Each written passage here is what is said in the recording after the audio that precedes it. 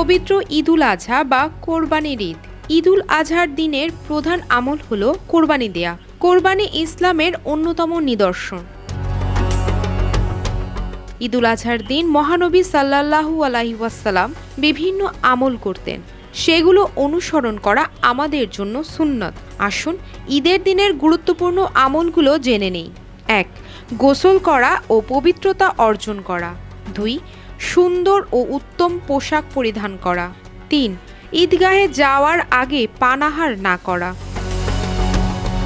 ঈদুল আজহার দিন পানাহার ব্যতীত ঈদগাহে গমন করা এবং নামাজের পর নিজের কোরবানির গোশত দিয়ে প্রথম খাবার গ্রহণ করা সুন্নাত।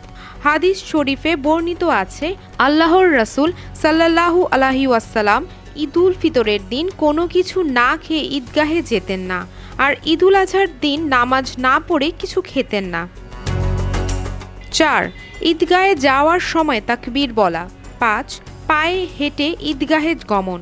৬. ঈদগাহে আসা যাওয়ার রাস্তা পরিবর্তন করা। ৭.